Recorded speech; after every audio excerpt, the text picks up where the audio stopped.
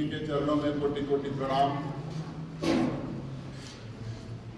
आनंद निवास सुरेश भाई एवं राजकुमार भैया और आप सभी साधकों के चरणों में कोटि कोटि प्रणाम। 25 मार्च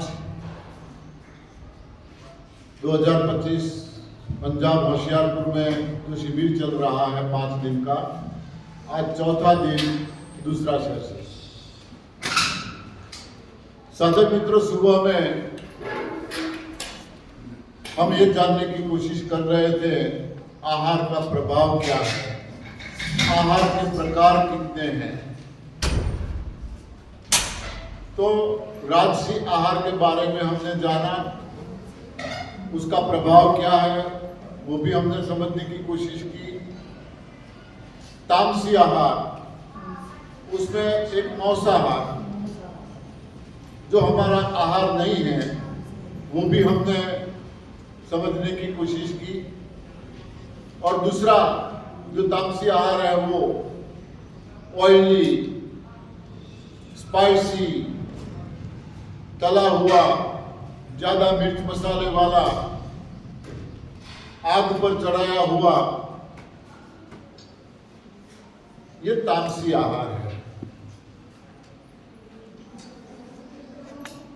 इसका प्रभाव क्या है? देखो, चोरी, लूटपाट, धोखेबाज, भ्रष्टाचार, व्यभिचार, त्रासवाद, आतंकवाद, नक्सलवाद, जो बात चल रहे हैं सारे, या जो चला रहे हैं, जो लोग उनमें शामिल हैं, तनिक उनके आहार के बारे में निगाह करो, देखो क्या है उनका आहार, पता चल जाएगा। ये तामसी आहार का प्रभाव है। अपने आप को रोक नहीं पाएंगे। बीमारी तो इसमें भी है, सभी बीमार हैं।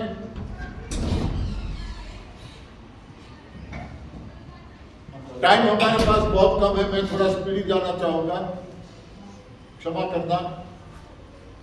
तीसरा है सात्विक आहार। तीसरा आहार जो है स्थूल आहार में, तीसरा आहार सात्विक आहार। सात्विक यानी ज्यादातर हम लोग यही मान के बैठे हैं, या हमारी सोच यही है कि हमारे घर में जो बन रहा है, हम जो खा रहे हैं, दाल, चावल, रोटी, सब्जी, ये सात्विक आहार है।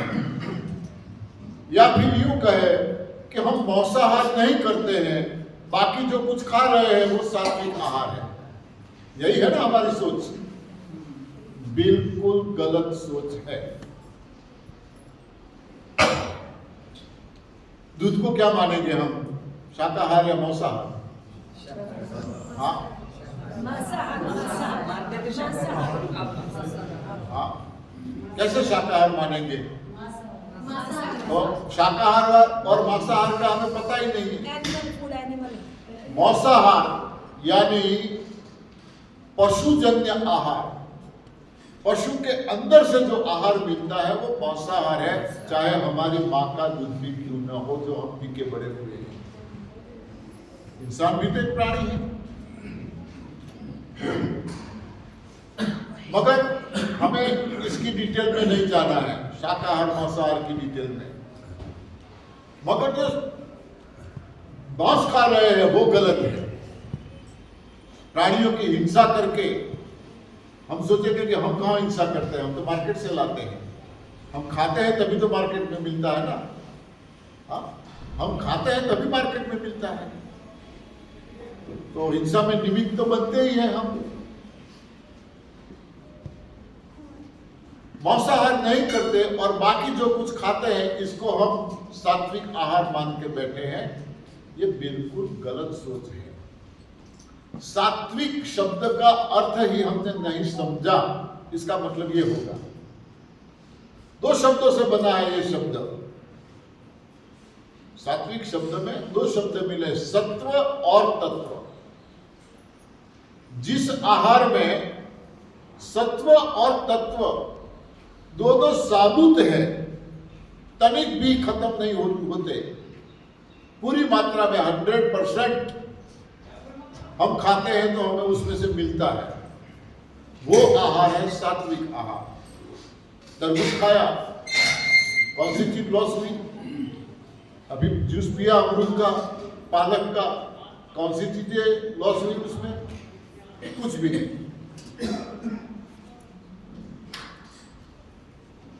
सात्विक आहार का प्रभाव क्या है? जैसे हमारे ऋषि मुनि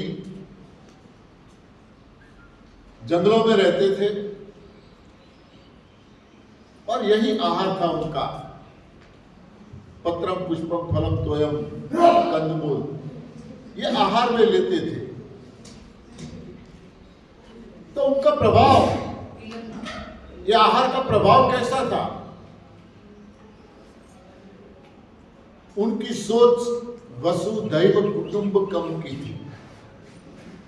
सारी दुनिया हमारा परिवार है, और उनके लिए उन्होंने वेद, शास्त्र, पुराण क्या क्या नहीं दिए, क्या क्या नहीं दिए। विश्व कल्याण की भावना थी उनकी, तो उनके लिए उन्होंने ये सारी चीजें हमारे सामने रखी। आज हम कितना ही माने, विज्ञान ने प्रगति की है। अभी हमारी बिटिया जो क्या नाम? सुनीता विलियम। ये कोई नई खोज नहीं है। हमारे ऋषि मुनियों ने पूरे ब्रह्मांड का अध्ययन किया है, पूरे ब्रह्मांड का। और एक लोक नहीं है। परमात्मा को हम क्या बोलते हैं? 14 लोक का नाथ। परमात्मा को हम ऐसा बोलते हैं, 14 लोक का नाथ। ये एक लोक है जो हम रह रहे हैं, एक सूरज है, एक चंद्र है, ये जो दिख रहा है वो एक ब्रह्मांड है, ये पृथ्वी है, ये पाताल है, ये ऐसा कुल मिला के एक ही लोक है। ऐसे तो 14 लोक है, और 14 लोक में हमारे नारद जी घूमते थे। नारद कोई जैसा तैसा नहीं था, लड़ाई लड़ाने वाला नहीं था। ये तो एक इमेज खराब कर दी हमने नारद जी की। 14 लोक में नारद जी घूमते थे। कौन सा यान था उसके पास? वो तो अभी गए, वो तो 14 लोक में घूमते थे। पूरे ब्रह्मांड का अध्ययन किया है। कैसे पता चलता है कि चंद्र ग्रहण होने वाला है, सूर्य ग्रहण होने वाला है? पहले से बता देते हैं। कैसे पता चलता है? ये ग्रहों की जो परिभ्रमण की गति है उनकी,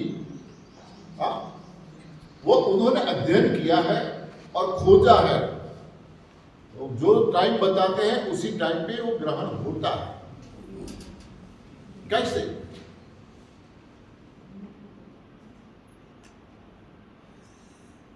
आज का विज्ञान पहले की विज्ञान की तुलना में, मैं तो यही बोलता हूं, छोटा बच्चा है, अभी जन्म हुआ है और चलने के लिए पापा पगली चलने की कोशिश कर रहा है आज का विज्ञान। पहले का विज्ञान इतना आगे था, इतना। टाइम कम है, एक आध दो उदाहरण दूंगा, ज्यादा नहीं दे पाऊंगा, बहुत सारे आप भी समझ पाओगे। ये विमान की खोज अभी है क्या? रावण के पास नहीं था? आप सीता का हरण करके ले गया तो उनके पास रावण था, विमान था।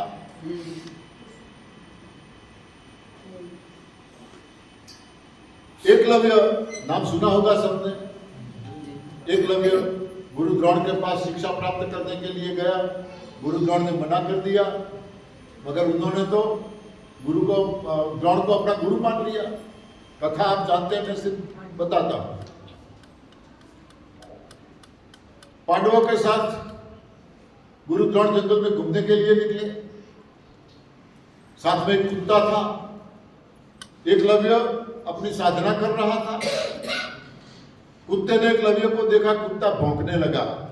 कुत्ते के भौंकने से एकलव्य की शिक्षा में बाधा आने लगी, तो उन्होंने कुत्ते के मुंह में बाण लगाया। कैसा बाण! कुत्ता घायल नहीं हुआ, मुंह के अंदर जाके ही बाण रुक गया और पूरा मुंह, एक बाण नहीं पूरा मुंह बाणों से भर दिया। कुत्ता भौंक न पाया। कुत्ते को तनिक भी इजा नहीं हुई। पांडवों ने देखा, अर्जुन ने देखा, गुरुजी ये क्या है? कौन है ऐसा धनुर्धर? किसने इसको ये विद्या सिखाई? मिलना होगा इसको। मिलने गए, बोले भाई तेरा गुरु कौन है? बोले गुरु कौन है? हाँ, और गुरुजी ने तो प्रॉमिस दिया था कि अर्जुन को मैं तो शिक्षा दूंगा, ऐसे किसी को नहीं सिखाऊंगा। तो अर्जुन गुस्से हो गया, गुरु आपने ये क्या किया? मुझे तो सिखाया नहीं आपने। कहने का मतलब ये विद्या थी। हम ऐसा बोलते हैं, मुंह से निकला हुआ शब्द, बंदूक से निकली हुई गोली, तीर से, कमान से निकला हुआ तीर वापस नहीं आता। ऐसा सोचते हैं ना, हम ऐसा मानते हैं, वापस नहीं आता।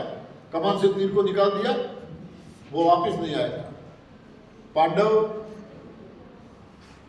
गेंद खेल रहे थे, खेलते खेलते गेंद कुएं में गिर गई अर्जुन से। तो बोला भाई तुमने गिरा, ये निकालो। कैसे निकाली अर्जुन ने? तीर चलाया, तीर कुएं में गया, गेंद को लेकर वापस आया। वापस कैसे आ सकता है? हाँ, बाण तो कुएं में गया तो कुएं में ही रहेगा, चाहे कुआं कितना गहरा हो वहां तक जाएगा। वापस कैसे आएगा गेंद को लेकर, बॉल को लेकर? ऐसे तो कई कई उदाहरण है, कई।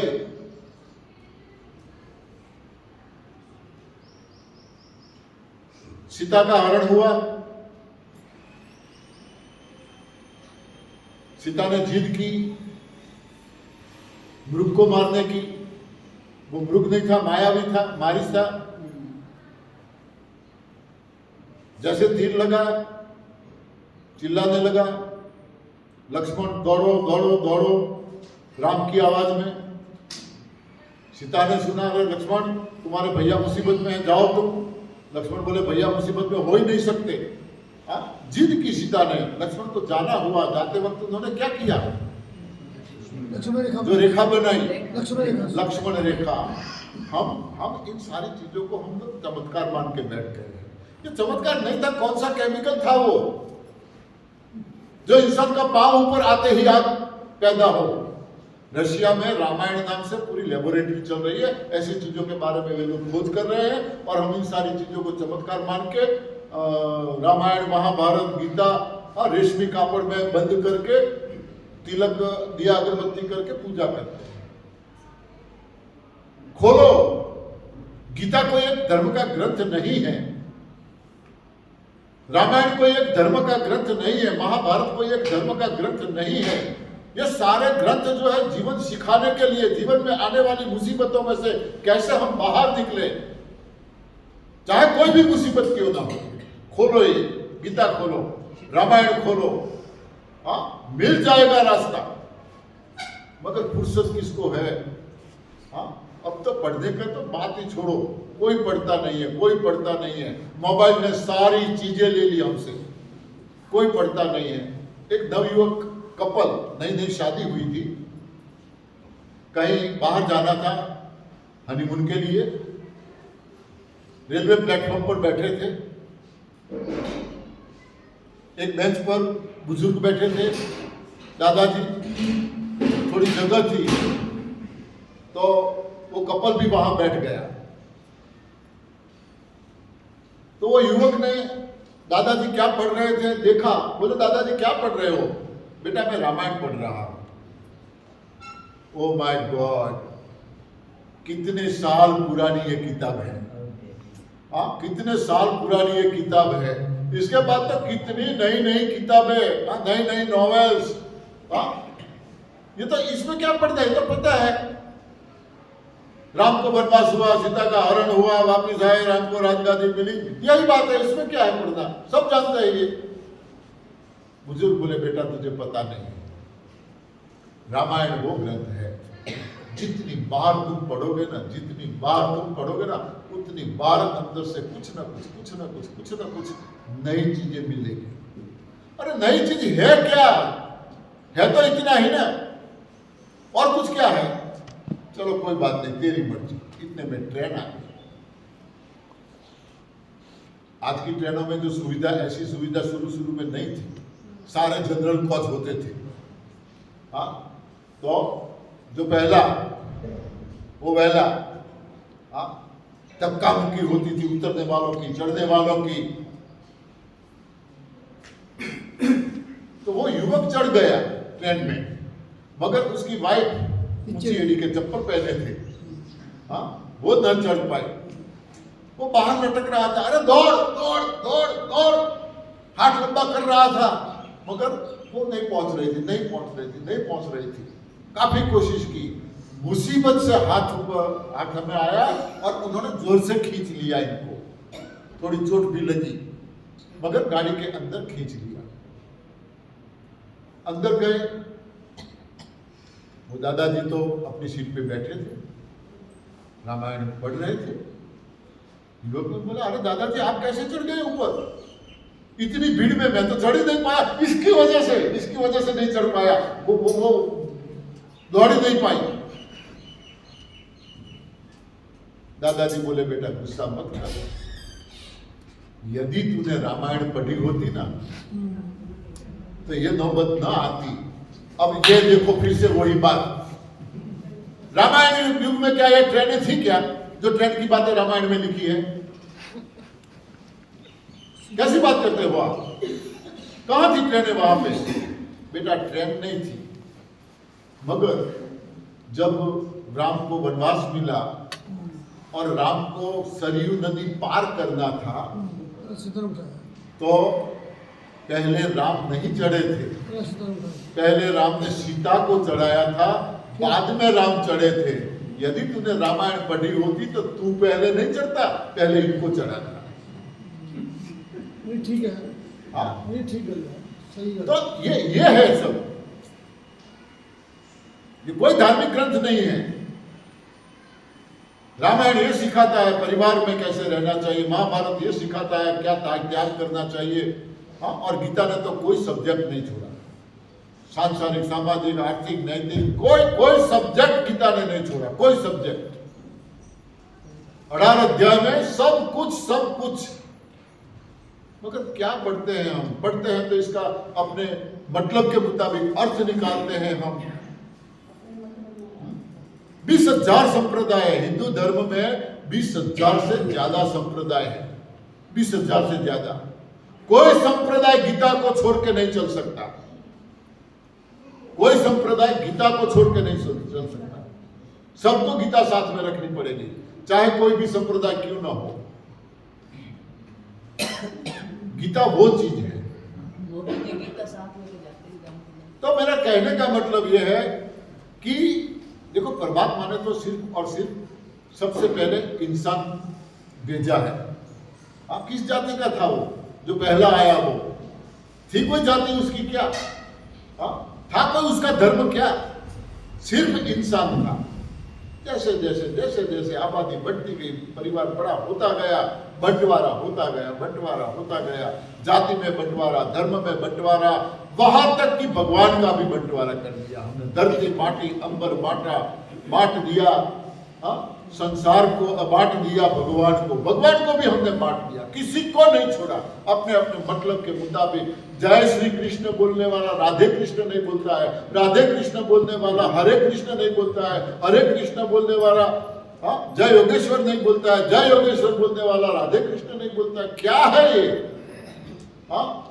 जय शंकर बोलने वाला जय शिव नहीं बोलेगा। क्या है ये? थोड़ा सा ज्ञान मिला, थोड़ी सी याद शक्ति रह गई, एक अपना राउंड बना के बैठ गए, अलग राउंड बना लिया। राउंड में लोगों को खींचने के लिए कुछ ऐसे लोग रखे, खींच के लाए राउंड में जो आ गया वो फंस गया, बाद में जा ही नहीं सकता, वहां से हट ही नहीं सकता। क्या है ये? परमात्मा ने तो सिर्फ इंसान बनाया था।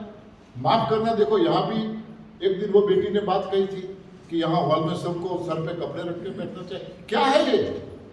फिर कोई शिव मंदिर में होगी सप्ताह, या राधे कृष्ण के मंदिर में कोई ऐसे शिविर होगी, तो क्या पगड़ी उतार के बैठेंगे? हाँ, पगड़ी उतार के बैठेंगे? हाँ, कितनी लघुता ग्रंथि हम सब लोगों में है, कितनी लघुता ग्रंथि। सिर्फ परमात्मा ने इंसान को बनाया और इंसान आज परमात्मा को बना रहा है। हाँ, भगवान के साथ क्या कर रहे हैं? इनको बना रहे हैं। लाच रिश्वत देने लगे इसको भी, हे भगवान यदि मैं पास हो जाऊं तो इतना प्रसाद चढ़ाऊंगी। अरे भाई तू प्रसाद लाया कहां से? हाँ, जो कुछ मिला तुम्हें कहां से मिला? यहीं से तो मिला है। क्या लेकर आए थे हम? खाली हाथ आए थे। जो कुछ मिला यहीं से मिला। यहां किसका था? परमात्मा का था। तो उनका दिया हुआ हम क्या देंगे? उसने हमें दिया है, उनसे भीख हम मांग रहे हैं और उनको हम लालच दे रहे हैं, लाच रिश्वत दे रहे हैं। ये इतनी भ्रमणाएं, इतनी भ्रांतियों में हम सब घूमे हुए हैं कि बात न पूछो। बस इंसान है, इंसान बन के रहे काफी है, और कुछ भी करने की जरूरत नहीं है। न पूजा करने की जरूरत, न पाठ करने की जरूरत है, न मंदिर मस्जिद कहीं पे भी जाने की जरूरत नहीं। मैं इंसान हूं, इंसान बन के रहूं। किसी गधे को कभी बोलना पड़ा तो इंसान जैसा है, इंसान को बोलना पड़ता है ना, गधे जैसा है। हाँ, किसी कुत्ते को बोलना पड़ा तो इंसान जैसा है, इंसान को बोलना पड़ता है कुत्ते जैसा है। हाँ, अरे कुत्ते को पता है क्या मैं कुत्ता हूं? कुत्ता नाम किसने रखा?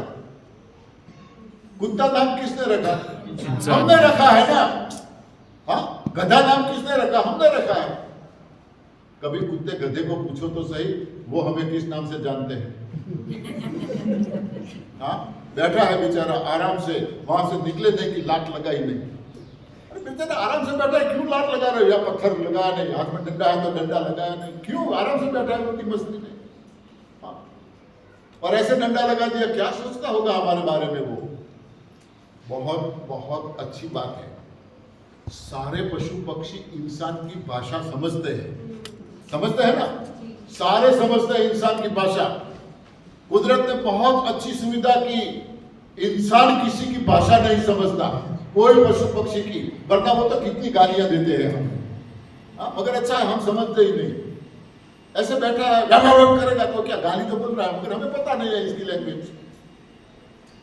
तो कहने का मतलब यह है कि ऋषि मुनियों ने इतने सारे वेद, पुराण, शास्त्र, उपनिषद, कोई चीज आज के विज्ञान ने जो खोज की ऐसी कोई चीज ऐसी नहीं है जो वेदों में न हो। कोई चीज ऐसी नहीं है।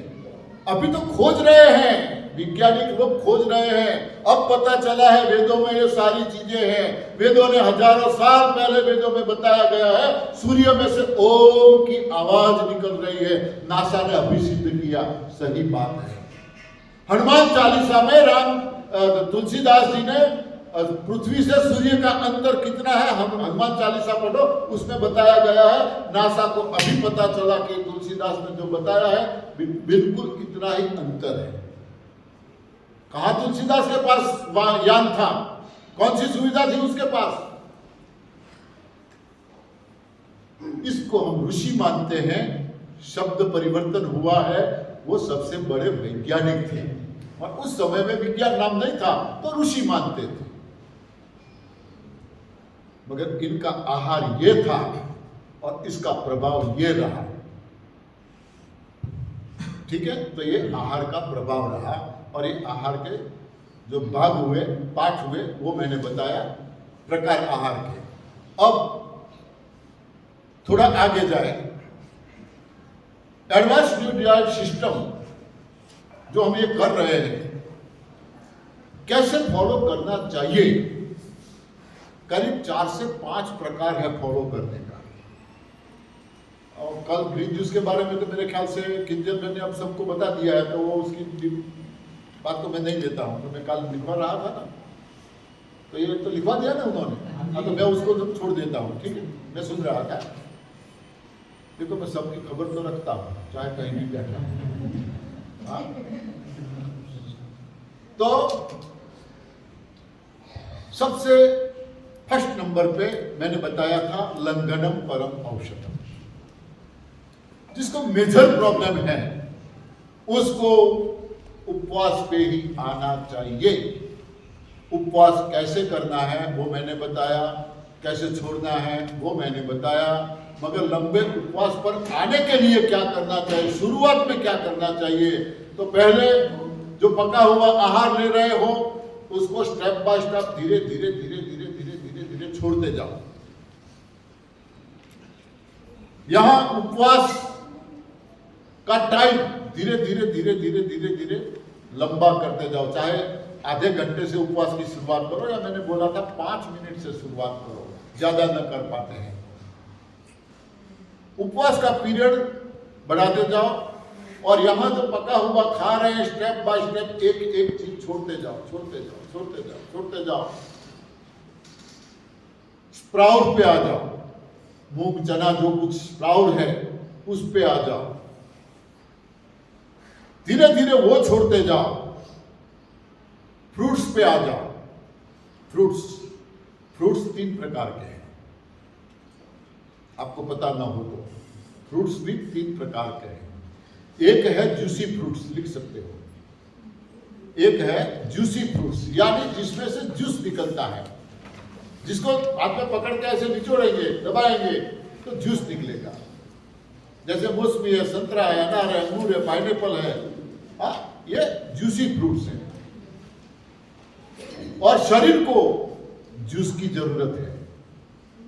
XYZ जो भी कुछ खाते हैं बॉडी को उसमें से जूस बनाना पड़ता है उसका। तो हमारा पाचन शक्ति जो हमारी है, जो प्राण शक्ति है, जीवनी शक्ति है, उसका फिजूल में खर्च होता है फ्रूट्स खाते हैं तो, क्योंकि उसको पचाना पड़ता है। जूस का पाचन विदिन 1 घंटा, हाँ 1 घंटे में तो पाचन हो जाता है ना। सुबह में 12 बजे लेते हो, हाँ तो 1:30 बजे तक तो लग जाती है ना, लग जाती है। ज्यादा से ज्यादा 1 से 1.5 घंटा जिसका पाचन हो जाता है। जैसे पाचन हो गया हमारा, वो डॉक्टर फ्री हो गया, तुरंत वो पहुंच जाएगा रिपेयरिंग के काम में। और जहां रस, जिसका मतलब रस, जहां रस वहां कस। कस यानी फायदा, जहां रस वहां कस। तो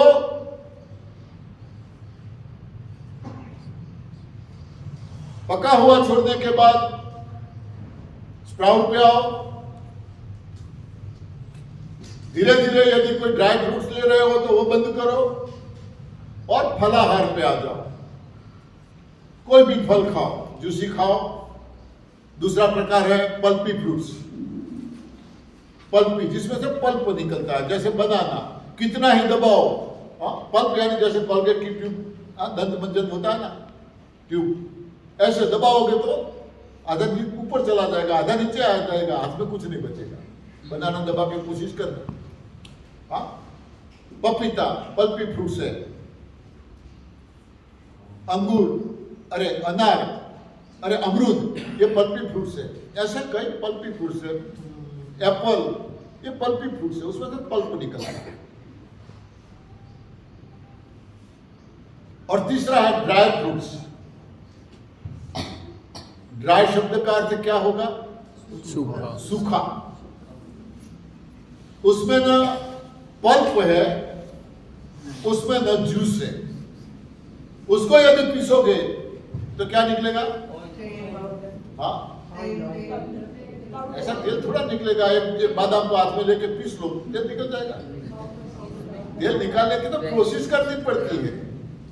आटा ही बनेगा। मिक्सर में पीस लो बादाम को, आटा बन जाएगा। जिसे विज्ञान की भाषा में हमारे गुरुजी कोई बैठे थे बायोलॉजी वाले, जिसे दल कहते हैं। दल विज्ञान की भाषा में। जहां रस वहां कस, जहां दल वहां बल। ड्राई फ्रूट्स का एक ही काम है, बॉडी में बल बनाना। और बल का क्या काम है हम सब जानते हैं, बीमारियों की जड़ है। तो आप फलाहार पे आओ धीरे धीरे।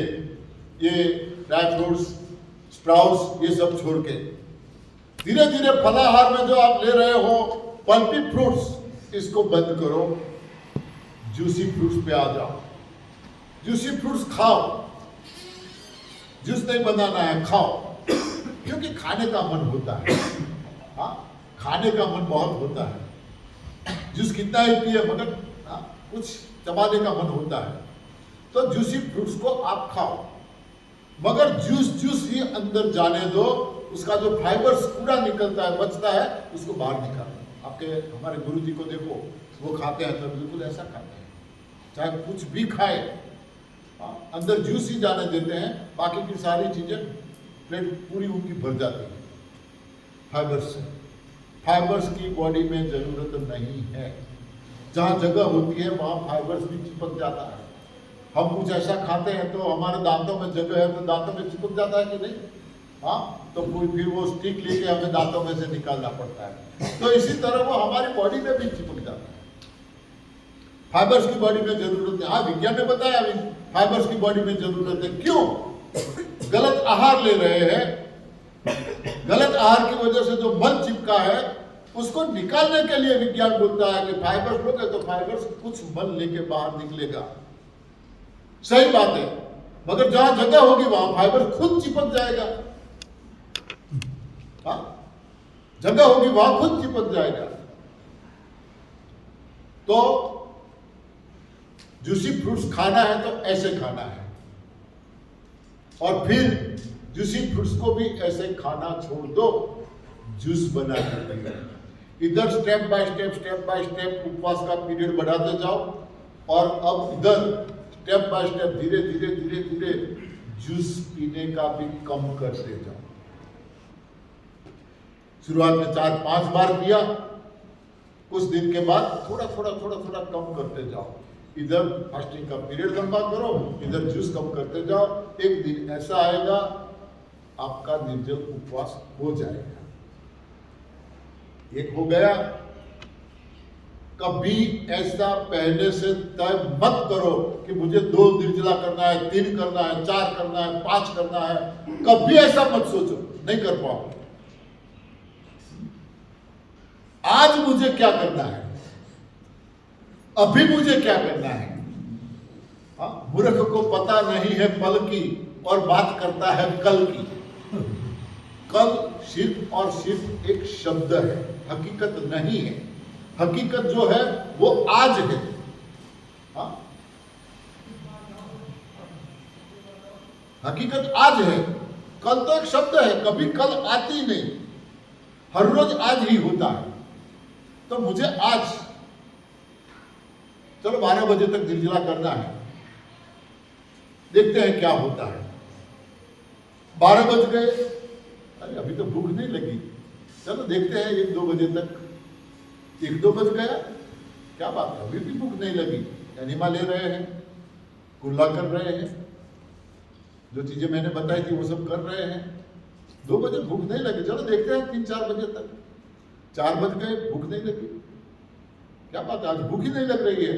बढ़ाते जाओ, पीरियड बढ़ाते जाओ, सो जाओ। एनिमा लेने से इतनी गहरी नींद आएगी, बात मत पूछना। यहाँ सही तरीके से न कोई एनिमा ले रहे हैं और कोई ले भी नहीं रहे हैं। हाँ, मगर संजीवनी क्रिया से बहुत अच्छी नींद आती है, बहुत अच्छी। ये खुद का एक्सपीरियंस मैं यहाँ जो भी बोल रहा हूँ ना, मेरा खुद की ही अनुभव की बातें करता हूँ और किसी की नहीं। या मैंने किसी को ये बताया है, समझाया है, उनको फायदा हुआ है, तो उसकी मैं बातें करता हूँ। तो एक दिन निर्जला हो गया, दूसरे दिन फिर आ जाई। सुबह हुई मतलब आज ही हुई ना, तो चलो देखते हैं आज क्या होता है। ऐसे फिर देखते जाओ। 2 दिन निकल गए, तीसरा दिन निकल गया, चौथे दिन से आपको न भूख लगेगी न प्यास लगेगी, और इतनी ताकत आप खुद एहसास करोगे। क्या बात है, खाने से तो परेशान थे, हाँ, न खाने से ताकत, स्फूर्ति, ताजगी, न थकान लगेगी, न आलस, न कुछ। मन में ऐसा होगा कि कुछ करें। ये उपवास का महत्व है। जो कुछ प्रॉब्लम है उसमें से तो राहत मिलेगी ही मिलेगी, ठीक हो जाएंगे ही जाएंगे, मगर एक नया स्टेमिना, नई ताकत, नई ऊर्जा संचलित होगी हमारी बॉडी में, हमारे शरीर में। तो सबसे पहला तरीका है, उपवास न कर पाए तो दूसरा तरीका है रसाहार। रसाहार पे आ जाए। 8 घंटे का उपवास तो सभी में करना ही करना है, संधिनी क्रिया सभी में करनी ही करनी है, मगर 8 घंटे के उपवास के बाद आप रसाहार पे आओ। और पहला हमारा ग्रीन जूस होना चाहिए, रेचक जूस, डिटॉक्स जूस होना चाहिए पहला। कई लोग पूछते हैं पहले थोड़ा प्यास लगे पानी पी लो, बाद में वो पिएंगे। हाँ, अरे पानी की प्यास लगे तो जूस बना लो, पी लो, कोई बात नहीं। आधा घंटा कम उपवास हुआ तो क्या फर्क पड़ने वाला है। हाँ, ये सारा कोई गवर्नमेंट रूल्स नहीं है। हाँ, किसी पशु पक्षी को उपवास की जरूरत है क्या? हाँ, किसी को उपवास की जरूरत नहीं है। यहां क्यों? हम बीमार हैं तो उसको ठीक करने के लिए उपवास जरूरी है। मानो आपके पास महंगी गाड़ी है, 25-50 लाख की या करोड़ 2 करोड़ की गाड़ी है, नॉन स्टॉप कितना किलोमीटर चल पाएगी? नॉन स्टॉप कितना किलोमीटर चल पाएगी? टंकी फुल है, टंकी तो फुल, टंकी खाली हो गई कोई बात नहीं, पेट्रोल पंप आया है, गाड़ी चालू रखो, टंकी फुल कर दो, 1000 किलोमीटर, मगर फिर भी कितना किलोमीटर चलेगी? Maximum 1000 kilometre. हाँ, 1000 किलोमीटर चलेगी, 600 या 1000 किलोमीटर। बाद में क्या होगा? इंजन गर्म हो सकता है, ऑयल गर्म हो सकता है, पानी गर्म हो सकता है, टायर गर्म हो सकते हैं, ऐसा कुछ होगा कि नहीं? होगा ही। तो गाड़ी को रेस्ट चाहिए कि नहीं? चाहिए। चाहे कितनी ही जल्दबाजी क्यों न हो, गाड़ी को रेस्ट चाहिए। अरे भाई साहब,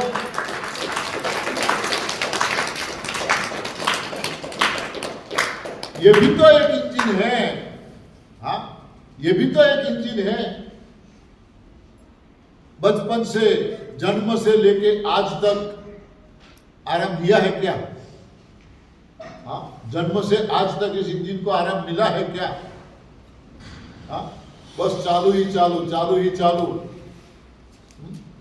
तभी तो step by step spare parts बिगड़ने लगे हैं, इसीलिए तो होशियारपुर में आना पड़ा। हाँ, वरना क्यों आते? उपवास इसलिए है, आराम चाहिए इंजन को। थोड़ा आराम मिल गया, इंजन ठंडा हो गया, पानी ठंडा हो गया, फिर चलो 1000 किलोमीटर, कोई प्रॉब्लम नहीं, आराम से चलेंगे।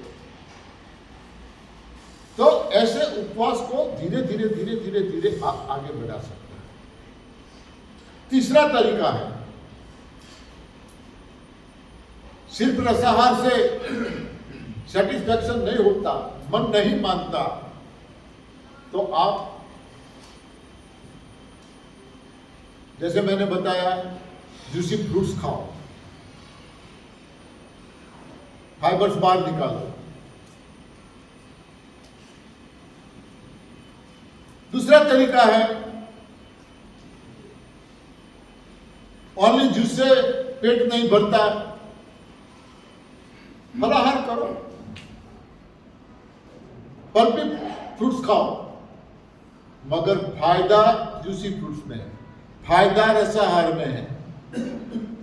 हाँ, ये मत समझ लेना कि मैं आपको रसाहार से ये फलाहार पे ला रहा हूं। जिसको मेजर प्रॉब्लम है, जो काफी परेशान है, उनको रसाहार पे ही रहना चाहिए। रसाहार के भी 2 प्रकार हैं। रसाहार के भी 2 प्रकार हैं। इसमें एक है एकाहार, एक ही आहार।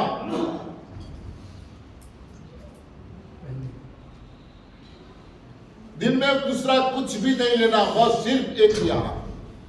जैसे मैंने बताया, जिसको ऐसे मेजर प्रॉब्लम है, ओनली ग्रीन जूस पे आ जाओ, देखो क्या रिजल्ट मिलता है।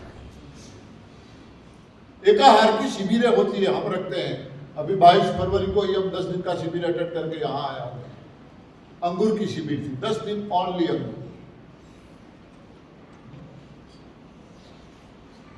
सुबह भी आपको आलू की सब्जी मिली, शाम को मिलेगी तो क्या करोगे? हाँ, शाम को भी आलू की सब्जी बनाई है घर में, क्या करोगे? हाँ, खा लेंगे, ठीक है। और दूसरे दिन सुबह भी आलू की सब्जी मिली तो हाँ खा पाएंगे? 10 दिन 2 टाइम नॉन स्टॉप आलू की सब्जी, हाँ मुश्किल है। अरे दिल नहीं पड़ेगा, घर में लड़ाई होगी। बुला के मारेंगे। हाँ, तो यहाँ 10 दिन ओनली अंगूर, दिन में 3 बार। हाँ, अंगूर ही अंगूर। बड़े प्यार से लोग खाते हैं, बड़े प्यार से। क्यों? मकसद है, हमारा लक्ष्य है, जो भी प्रॉब्लम है इसमें से दूर जाना, प्रॉब्लम को भगाना, हटाना। खुशी से लोग खाते हैं, पीते हैं। अंगूर कोई नई चीज नहीं है रोग भगाने की।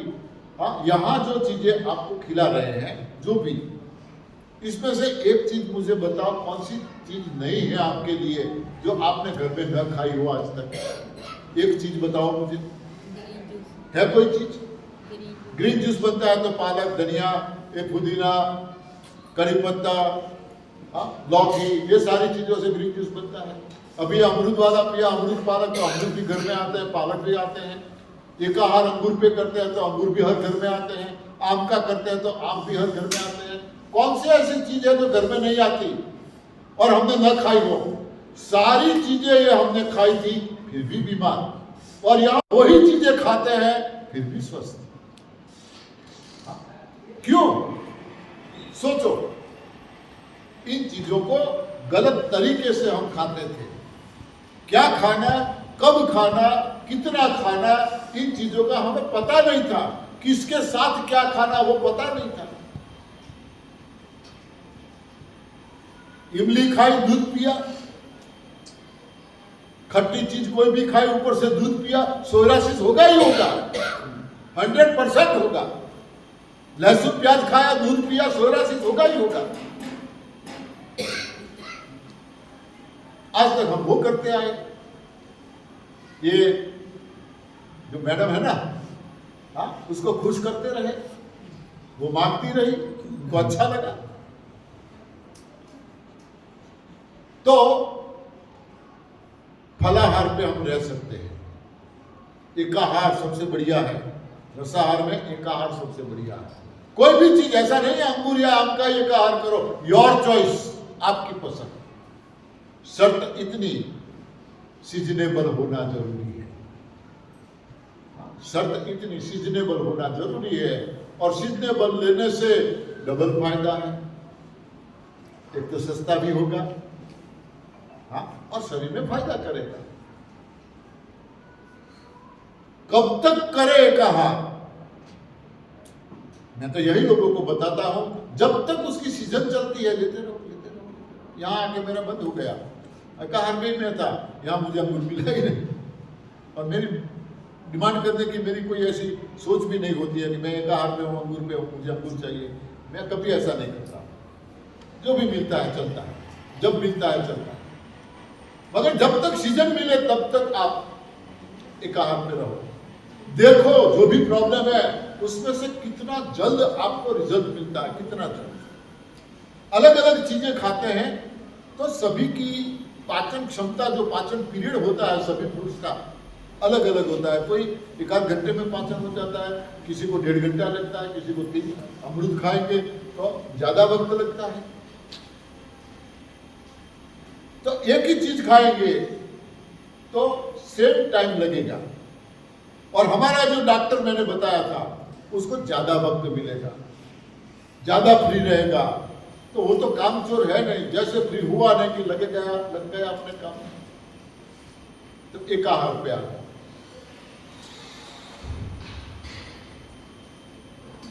बाकी जिसको कोई बीमारी नहीं है और बीमार होना है, बीमारी नहीं है और बीमार होना है,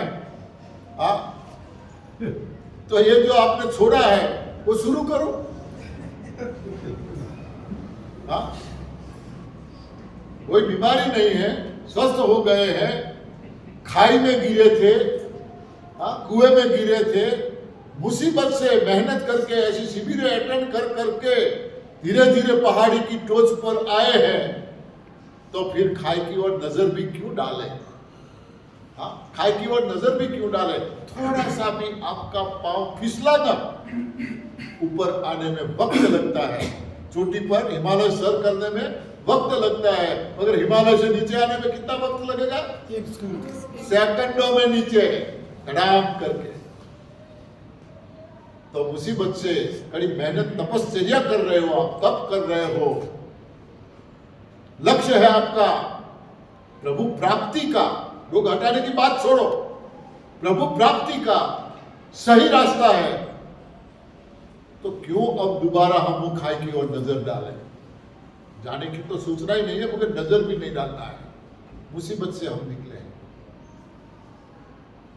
बातें तो बहुत सारी हैं, टाइम मिलता है तो बताऊंगा, मगर कुछ वीडियोस बनाने हैं। आपका 3 दिन पूरा हुआ, आज 4था दिन भी पूरा होने जा रहा है। स्टेप बाय स्टेप एक एक करके सबको आना है। यहां आके आपको क्या बताना है, कितना बताना है, वो मैं बता दूं। पहले आपका नाम, आपका पता, कहां से आते हो, आपका मोबाइल नंबर, आपको क्या प्रॉब्लम था या प्रॉब्लम है। 4 दिन में यहां आपको कितना फायदा हुआ, कितना नुकसान हुआ। किसी को भी झूठ बोलना नहीं है, न माँ को अच्छा लगे इसीलिए कुछ अच्छा बोलना है, ना मुझे कुछ अच्छा लगे ऐसा बोलना है, ना गुरु जी को, ना सुरेश भाई को। किसी को अच्छा लगे ऐसा नहीं बोलना है। सच बताओगे तो कुछ रास्ता निकलेगा से कि आपको क्या करना चाहिए। तो ये बताना है। आपका वेट कितना था, आज सबने नापा है? यहाँ ला दिया है। हाँ, वेट को लेके आओ नीचे से ऊपर। पिंटू भैया, काफी लोगों ने नापा है, मुझे पता है। तो इतना ही बताना है। वेट पहले आए तब कितना था, अब कितना लॉस हुआ, इतनी चीजें बतानी है। लंबी चौड़ी बातें नहीं करनी है, क्योंकि हमारे पास टाइम बहुत कम है और लोग ज्यादा है।